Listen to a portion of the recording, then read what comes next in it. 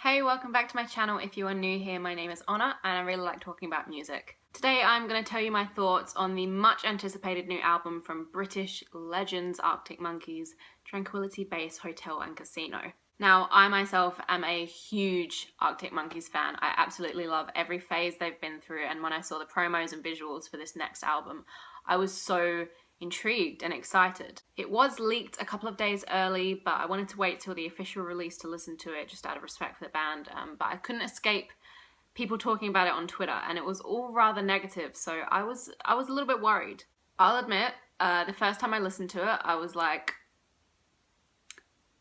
what is this? But I think you really need to listen to it to understand it and appreciate it. A lot of the songs do sound very similar, but if you take the time to listen to Alex's lyrics, which are always legendary, and really listen to what's going on in each song, you'll learn to understand what the album's about. A lot of people have been complaining because to them it doesn't sound like the Arctic Monkeys, because to a lot of people, AM, their fifth album, AM is the Arctic Monkeys. There's no denying the effect that that album had on the world. I mean, it inspired an attitude, it was an aesthetic, it was more than just a collection of songs. It was almost like a movement.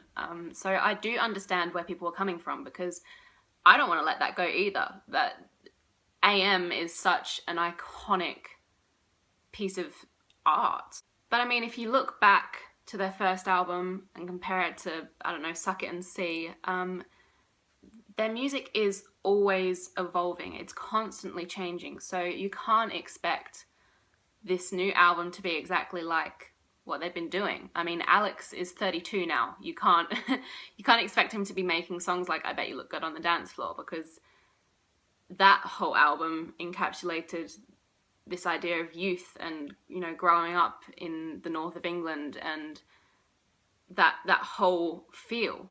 Although each album definitely shows a different evolution within the band, it all keeps that one core thing, and to me, that's the lyrics. The lyrics are what Arctic Monkeys are. Alex has just such a way of writing, and it's observant and it's self-aware, and it's got an attitude and it's humorous in times, and that to me is what Arctic Monkeys is. I really love the whole vintage space age sort of theme. I love anything with a wrench throat influence. I'm a sucker for it.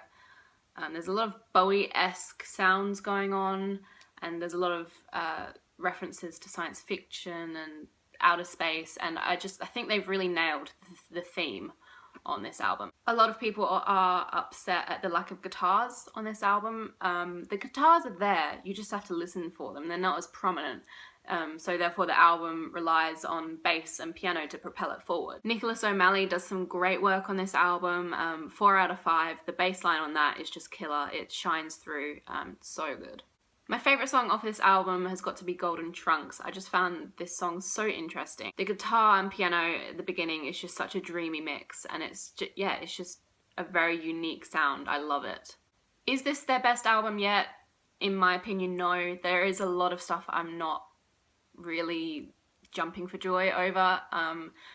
But does this mean it's not a fantastic album still? Absolutely not. I think it's still an awesome album. It's just because what we've known Arctic Monkeys to do, this is kind of a letdown. If you are someone that's feeling disappointed by this release, please, I urge you to just listen to it once again, really listen to it, put any thoughts of previous albums aside.